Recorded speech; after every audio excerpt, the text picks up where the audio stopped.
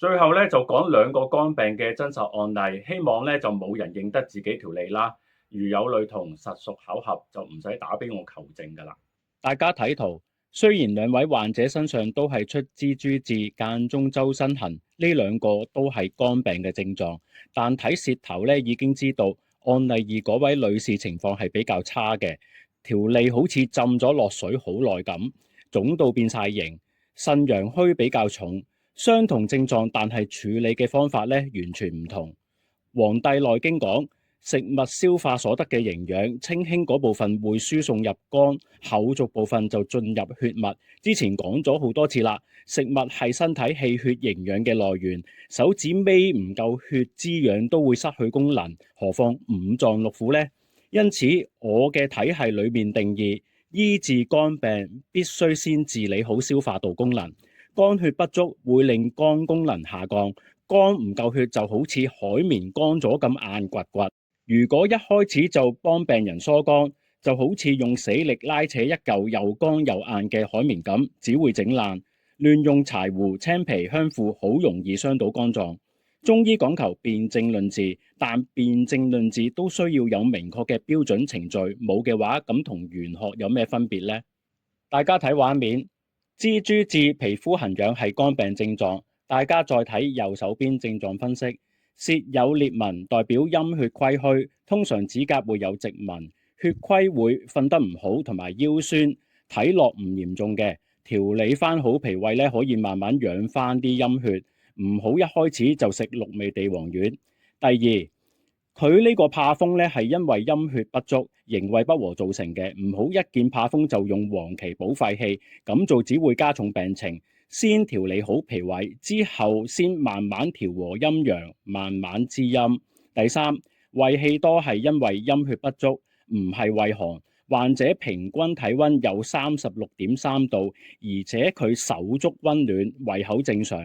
胃氣多數出現在運動嗰陣，因為運動嗰陣呢，氣血供應咗去四肢。脾胃呢啲次要器官嘅供血變少，血少咗，胃功能差咗，胃氣就會上逆啦。心臟、大腦嗰啲呢係生命器官，係會優先供血嘅。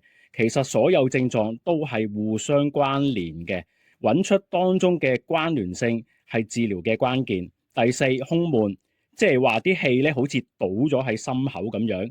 配合言物嚟講嘅話呢，顯示呢位太太脾氣呢唔係咁好啦。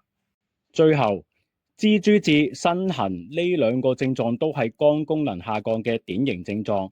身痕係膽炎外溢，如果冇全身發黃或者右上腹痛嘅話咧，就唔使用藥通膽管。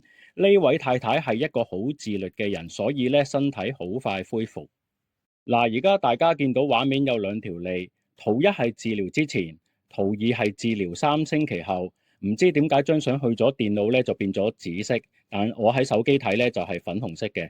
若果患者舌象就類似圖一咁樣，淡白舌咧就用處方一，開始有好轉嘅時候咧就轉用處方二。呢個 case 患者發脾氣之後咧，心口橫膈或者脅肋位置咧會唔舒服，要用柴胡湯劑嚟處理，淨係飲藥效果有限。發少多幾次脾氣咧，我覺得個效果會比飲藥更加好。左關脈嚴謹嘅人咧，多數都係性格急躁嘅。處方一定要配合飲食，朝早係消化吸收功能最旺盛嘅時段，早餐要食優質易消化嘅食物，用水煮可以加強效果。呢位太太調理咗3星期之後咧，個人就精神返，之後就食補益處方。精神唔好咧，就千祈唔好滋陰。經痛用溫經湯嗰類處方，嗰啲我唔講啦。啲處方咧我冇寫晒出嚟，不過咧佢食完鹿茸嗰條補益處方之後咧，就好似打咗雞血咁，踩咗20公里單車之後咧，仲話去咗打羽毛球，結果咧運動過量傷到氣血，個頭咧就陰陰痛，又要開始重新養血啦。所以運動咧就要適量。案例一咧就講完啦。咁而家講呢個案例二咧，先係今集嘅主角。呢位女士咧係非常難醫嘅，我醫咗佢半年啦。佢起初咧每日都要向我報告個狀況嘅。咁呢位病人咧係我以前學醫時期啲師兄介紹過嚟嘅，因為我住得比較近華南啦，所以就託付咗呢位貴客俾我啦。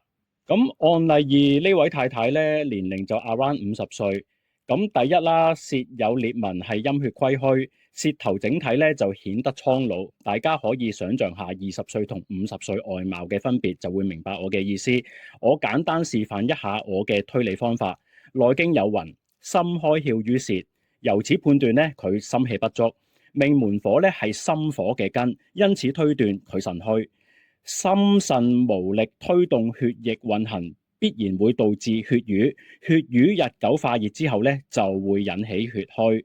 陽虛身濕，脾胃濕運化無力，水濕日久成痰化火，因此咧源源不斷產生虛火。仲有好多變化嘅，我唔詳細講啦。咁我總結一下啦，佢舌質顏色瘀，舌體腫脹。佢呢個病嘅本質咧，就係心腎陽虛。第二啦，佢自汗、黃苔呢兩樣嘢咧，係由於淤血痰濕內阻，日久化熱引起嘅。整體咧係寒熱夾雜，係典型嘅肝病案例。第三，陰血虧虛引起疲勞，瞓極都唔夠，眼乾口渴。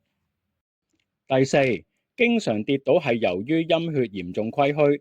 腎陰虛通常都會伴隨頭暈、腰膝酸軟，身體任何器官咧就必須要血液滋養先可以有效運作。例如耳仔唔夠血會聽唔到嘢啦，眼如果突然間唔夠血咧就會眼前一黑，好快咧就會恢復視力。腳唔夠血嘅話就企得唔穩，會腳麻痹。咁佢而家脈細、心率快，90%都係貧血，有驗血報告參考會更加好。第五，一連3次月經，面色枯黃，又係陰血虧虛嘅症狀。第六，無論任何年紀，平均體温不足36度，表示機能衰退，呢個係循環辯證體系裡面嘅定義。案例二呢位女士咧，頭1個月每個星期要調整4次處方，情況反覆。而家咧病情基本穩定啦，不過舌象咧就未有大改變，證明咧佢而家嘅身體質素咧仲未有根本性嘅好轉。我個人覺得咧係環境影響呢個療效。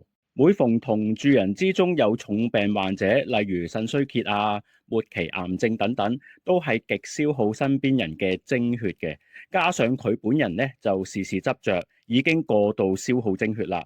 如果再咁樣消耗法咧，唔使幾年，可能行路都會好吃力。佢目前嚟講咧，放下一切，退休仲有機會安享晚年。呢類案例舌苔黃係虛火，好多醫師會即刻用清熱滋陰藥。我同各位講啊，呢類重症咧絕對不能滋陰清熱，否則咧病入臟腑，好快會去醫院排腫瘤科。到時各位中醫師咧又會話西醫暴力治療啦。呢個虛熱咧嘅根源係淤血痰濕化熱，呢種虛火咧係持續性嘅，唔解決虛火嘅根源而選擇滋陰清熱咧，呢啲係邪道中醫嘅所為。滋陰清熱頭1、2日可能舒服，之後咧會越醫越差。而家問題已經出喺血分啦，即將進入臟腑，呢個時候非扶陽溫通係不可能逆轉病情嘅。扶陽藥材確實咧係會令患者難受，但係必須得用啊！就好似坑渠塞咗，你唔用滾油去通渠，你唔通用凍水去通咩？啲中醫專欄個個專家都識寫，氣有餘便是火，嗰啲係背書專家。真正臨床實戰就要兩害取其輕，冒住上火嘅不適啊，都要先溫通經脈，推動氣血運行，火就自然會歸經，就唔會再熱氣啦。呢啲先係正道中醫嘅治療方法。好多邪道中醫見有虛熱血瘀就用一堆清熱活血化瘀藥材，若果唔識醫理嘅話，用晒《神農本草經》裡面嘅清熱化瘀藥都唔會有效果。大家睇畫面。我將一系列症狀按緩急輕重分咗類。點解要緊急處理自汗口渴先呢？因為汗血同源啊，病人汗出越多，陰血越虧，就會越口渴。而家個情況咧就好似一個水桶穿咗窿咁，不停漏水。呢個肝病血虛案例治療難處在於用滋陰補血方法，病人會口渴加劇血虛，但扶陽呢，佢又會加劇出汗而傷到陰血，眼下氣血不足已經威脅到腎功能，所以腳唔夠力。次緊急就係腸胃消化問題，腸胃功能係健康嘅基石。腸胃差95%同飲食同埋生活習慣有關。腸胃功能差嘅人咧，經常會反覆感冒，感冒期間又消耗氣血去抵抗，變相治療過程大部分時間會停留喺固本去邪階段。呢位病人咧就必須要盡量 home office，避免反覆外感，否則咧等住排腎臟科啦。非緊急嘅症狀咧就會隨住腸胃功能改善而好轉，到時依據情況調整治療方案，再慢慢用藥嚟滋補啦。由於呢個案例治療過程相當複雜，用過嘅處方又非常多，所以咧我只挑選關鍵嘅內容嚟講。呢位太太咧腎陰腎陽都係虛嘅，就避唔開用濟附片嚟固腎陽啦。但係佢本身咧係陰虛火旺體質。好多癌症患者咧都係呢種體質，你用熱性湯藥咧會逼迫津液外越，因此咧我用藥性緩慢嘅丸劑嚟固佢嘅腎氣。起初咧我係自己手搓藥丸俾佢嘅，但係個製作過程又比較複雜，而且我又整得唔好，所以最後揀咗用北京同 X 堂嘅深桂鹿茸丸，每朝一包夠啦。不過咧，呢隻藥就冇調和陰陽嘅功能，所以咧要配合處方儀嚟使用。朝早食丸，中午飲藥，冇咗處方儀咧就不能夠完全止汗出嘅。處方儀組成就比較巧妙，所以我唔想解釋啦。一來懶啦，二來想留住啲核心技能教學生，建立教育中心，訓練正道中醫先係重中之重。早餐咧就食南瓜淮山牛肉糙米粥。都係藥嚟嘅，幫助修補腸胃。右歸丸主要喺每日午飯之後胃碗滯脹時候食嘅。病人腎陽虛比較重，喺處方義嗰度加沙人即實行氣嘅話咧，係解決唔到滯脹，反而咧會傷陰血。所以午飯後用右歸丸補腎陽咧，係用嚟間接導滯嘅。手指關節痛可以用當歸四逆湯去治療。最後2個月，病人情況穩定咗啦，有返胃口，可以慢慢用藥嚟滋補，不能急。湯劑裡面不能加地黃。朝早咧就飲處方義，冇外感情況下，下晝咧可以食6味地黃丸，唔食得左歸丸。咁腰酸腳軟疲勞嗰啲非緊急症狀咧就解決晒啦。建立體系需要資金。因此，對視頻裡面嘅內容有興趣嘅朋友咧，歡迎你哋就約我見面。咁今集嘅時間夠啦，下集見，各位拜拜。